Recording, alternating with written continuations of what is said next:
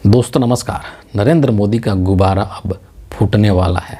वही गुब्बारा जिसके अंदर इस देश की गोदी मीडिया ने हवा भर भर करके और फुला करके बड़ा कर दिया था। एक बहुत बड़ी छवि बनाने की कोशिश करी गई थी इस देश की so called main stream media के द्वारा, लेकिन अब वो छवि, अब वो गुब्बारा धराशायी होने वाला है। और लोकसभा के अंदर वन नेशन वन इलेक्शन पर जो चीज़ें हुई, जो दृश्य वहाँ पर देखने को मिला, वो नरेंद्र मोदी के लिए, अमित शाह के लिए टेंशन का कारण हो सकता है, उनके माथे पर परेशानी का कारण हो सकता है। दरअसल जो केंद्रीय कानून मंत्री हैं अर्जुन राम मेघवाल, उन्होंने लोकसभा के अंदर वन नेशन वन इलेक्शन यानी कि एक देश एक चुनाव वाला जो बिल था उसको पेश करने की कोशिश करी। वन नेशन वन इलेक्शन, जैसा कि आपको पता है कि नरेंद्र मोदी का एक बहुत प्रतीक्षित मुद्दा था, इनका एजेंडा था कह लीजिए, जिसके लिए न जाने कितने सालों से इसका ये मार्केट में प्रचार कर रहे थे हर एक प्लेटफॉर्म से। वो फाइनली जो है उसको ये शीतकालीन जो सत्र है, जो कि अब मुश्किल से 2-4 दिनों का बचा हुआ है, तो इस अंत समय में इस बिल को लोकसभा के अंदर लाया गया।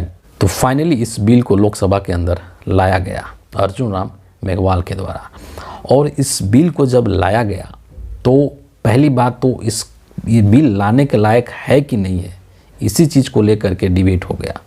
और लोकसभा के अंदर तमाम जो लोग हैं, जो एमपीज़ हैं, अलग अलग दलों के जो एमपीज़ हैं, वो सभी लोग मौजूद थे। और इस बिल को लेकर के, one nation one election bill को लेकर के एक बहुत ही एग्रेसिव तरीके का डिबेट वहाँ पर शुरू हुआ और वाद विवाद बहुत ही ज़बरदस्त तरीके का शुरू हुआ। और जो अपोजिशन के लोग हैं, जो इंडिया अलायंस के लोग हैं, वो इसमें बहुत ही एग्रेसिव दिखाई दिए। तमाम मुद्दों को लेकर के ये जो बिल है, इसके तमाम पक्षों को लेकर के इन्होंने अपनी असहमति वहाँ पर दर्ज कराई। और जब फाइनल बात हुई कि इस बिल को इंट्रोड्यूस करना चाहिए कि नहीं करना चाहिए, इस चीज़ के लिए भी एक वोटिंग कराने की प्रक्रिया वहाँ पर शुरू हुई। और जब वोटिंग कराई गई तो उससे जो चीज़ें निकल कर के आई, वाकई में ये दिखाता है कि नरेंद्र मोदी, अमित शाह कितने कमज़ोर हो चुके हैं, कितने असहाय हो चुके हैं। जब वोटिंग हो रही थी लोकसभा के अंदर, तो यहाँ पर इस बिल के पक्ष में, यानी कि ये बिल इंट्रोड्यूस होना चाहिए, इसके पक्ष में एनडीए को, जो नरेंद्र मोदी का गठबंधन है, जिसको कि बीजेपी लीड करती है, उसको टोटल 269 वोट मिले। और अपोजिशन में, इसके खिलाफ में इसको वोट मिले 198। ये जो बिल है वो इंट्रोड्यूस करने के लायक हो गया, यानी कि इस बिल को लोकसभा के अंदर लाया जा सकता है। और इसको लेकर के अमित शाह ने और कानून मंत्री ने मिल कर के और ये अनाउंस कर दिया कि इसको जेपीसी में भेजा जाएगा, यानी कि इसके लिए एक ज्वाइंट पार्लियामेंट्री कमेटी बनेगी। लेकिन मामला यहाँ पर ख़त्म नहीं होता है। महत्वपूर्ण जो बिंदु है, महत्वपूर्ण जो बात है, जो चिंता का कारण है बीजेपी के लिए, वो ये है कि वर्तमान में सदन के अंदर, लोकसभा के अंदर जो स्ट्रेंथ है एनडीए का, जो मोदी जी का गठबंधन है, उसका स्ट्रेंथ 293 का है।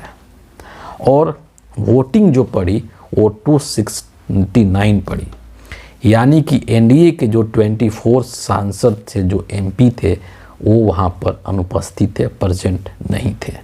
और 24 में से भी ये जो 24 उपस्थित नहीं थे, इसमें से भी बीजेपी के 20 सांसद हैं। कल्पना कीजिए आप, जबकि उस स्थिति में हुआ है जबकि बीजेपी ने अपने सभी सांसदों के लिए व्हिप जारी कर दिया था कि आपको सदन में उपस्थित रहना ही रहना है। इसके बावजूद भी नरेंद्र मोदी और अमित शाह के इस आदेश को नकारते हुए बीजेपी के 20 सांसद उपस्थित नहीं हुए सदन के अंदर। और इसमें से कई सारे ऐसे चेहरे हैं जिनको कि आप खूब जानते हैं, प्रचलित चेहरे हैं। उदाहरण के रूप में आप ज्योतिरादित्य सिंधिया का नाम ले सकते हैं, गिरिराज सिंह का नाम ले सकते हैं, जगदम्बिका पाल का नाम ले सकते हैं, जो कि वक्फ बोर्ड पर जो जेपीसी बनी है उसको ये उसके प्रेसिडेंट हैं। ये तमाम लोग, ऐसे 20 लोग थे जो कि उपस्थित नहीं थे। बीजेपी ने इनको कारण बताओ नोटिस जारी किया है कि आप क्यों नहीं आए, व्हिप जारी करने के पश्चात भी आप क्यों नहीं आए। ऐसी स्थिति 2024 के पहले नहीं थी, लेकिन 2024 का जब रिजल्ट आया और इस देश की जनता ने नरेंद्र मोदी को 240 पर रोक दिया, तो नरेंद्र मोदी की शक्ति वहीं पर क्षीण हो गई। बीजेपी के अंदर से ही नरेंद्र मोदी के खिलाफ एक तरीके से बगावत है। जो लोग एक समय में नरेंद्र मोदी के सामने खड़ा नहीं हो सकते थे, आज वो लोग नरेंद्र मोदी के आदेश का अवहेलना कर रहे हैं। ये अपने आप में छोटी बात नहीं है, ये बहुत बड़ी बात है। और यकीन जानिए कि जिस तरीके से ये सरकार चल रही है, 240 वाली जो बीजेपी है, नीतीश कुमार और नायडू के बैसाखियों के सहारे अगर 20 MP इस तरीके से नरेंद्र मोदी के आदेश का पालन नहीं करते हैं और इधर से उधर हो जाते हैं, तो सोचिए ये सरकार कभी भी गिर सकती है। इसलिए मैंने कहा कि आज जो नरेंद्र मोदी हैं वो इतने असहाय और इतने कमज़ोर महसूस कर रहे होंगे अपने आप को।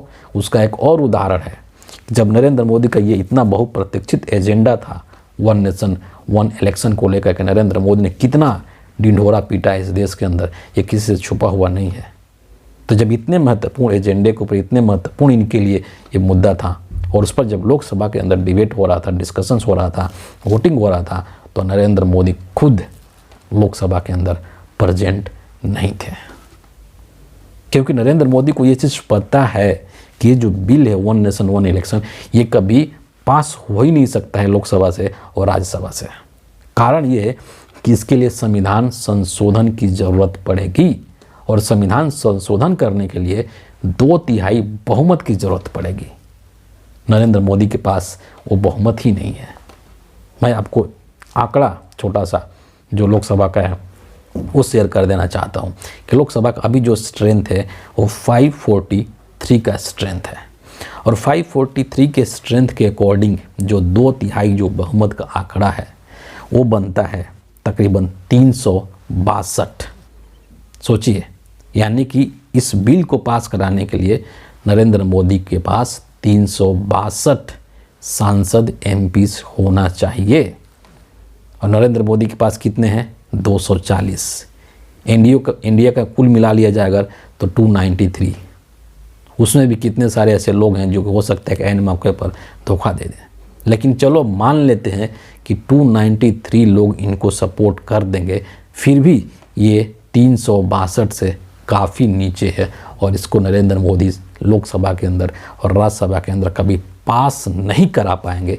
ये कभी कानून बन ही नहीं सकता है, ये नेक्स्ट टू इम्पॉसिबल है।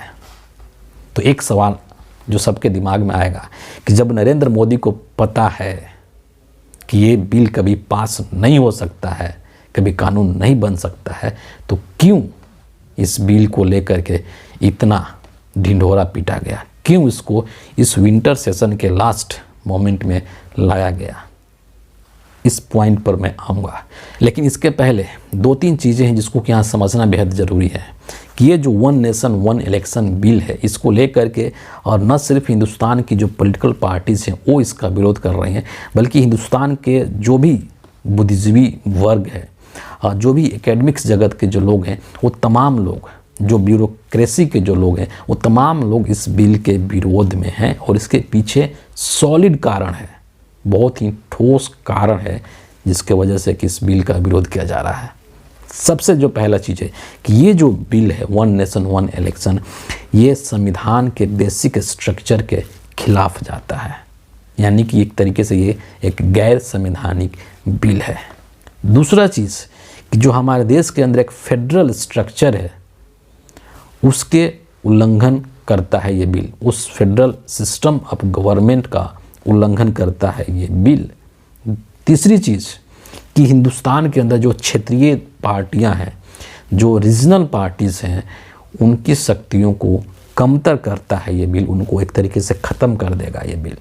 और चौथी जो चीज़ है वो है इलेक्शन कमीशन ऑफ इंडिया को लेकर के।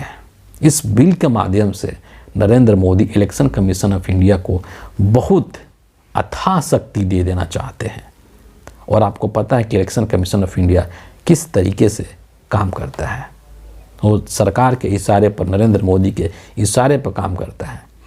तो वो आयोग जो कि मोदी के इच्छा के अनुसार, नरेंद्र मोदी के इशारे पर काम करता है, इस बिल के माध्यम से नरेंद्र मोदी उस आयोग को अथाह शक्ति दे देना चाहते हैं।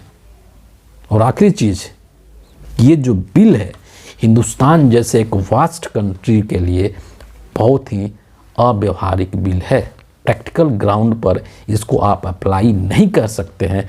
बोलने के लिए, कहने के लिए, भाषण देने के लिए ये बहुत अच्छा लगता है सुनने में कि 1 नेशन 1 इलेक्शन, एक देश एक चुनाव, लेकिन व्यवहारिक स्तर पर ये जो बिल है वो उतरता नहीं है खरा।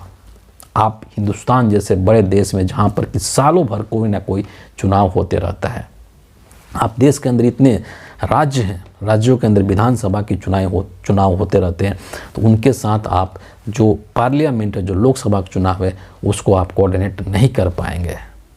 तमाम तरीके की ऐसी चीज़ें हैं जो कि इसको एक फ्लॉप बिल साबित करने के लिए पर्याप्त है।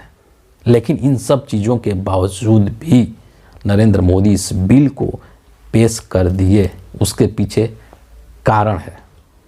जैसा कि मैंने कहा कि इस पॉइंट पर मैं आऊँगा, तो कारण सिर्फ और सिर्फ एक ही है, और वो कारण है कि इस देश के लोगों को मुद्दों से गुमराह करना, जिसमें कि नरेंद्र मोदी को महारत हासिल है। ये जो विंटर सेशन रहा है, इसमें अडानी के मुद्दे को लेकर के बहुत ही गहमा गहमी हुई है, और जो भी चीज़ें हुई, संविधान को लेकर के बहस हुआ, तमाम चीज़ें हुई।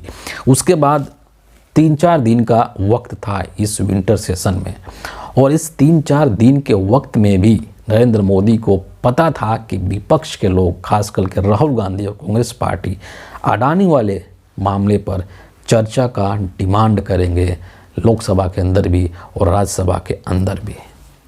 तो कैसे विपक्ष को इससे अलग करें, देश की जनता का ध्यान अडानी के मुद्दे से कैसे भटकाना है, इसी साजिश के तहत नरेंद्र मोदी ने विंटर सेशन के इस लास्ट समय में, 2-3 दिन के समय में, इस बिल को पार्लियामेंट में लाने की साजिश करी, ताकि लोगों का ध्यान अडानी के मुद्दे से भटकाया जा सके। क्यों? क्योंकि मुद्दे के ऊपर नरेंद्र मोदी टिक नहीं सकते हैं। कंक्लूज़न क्या है?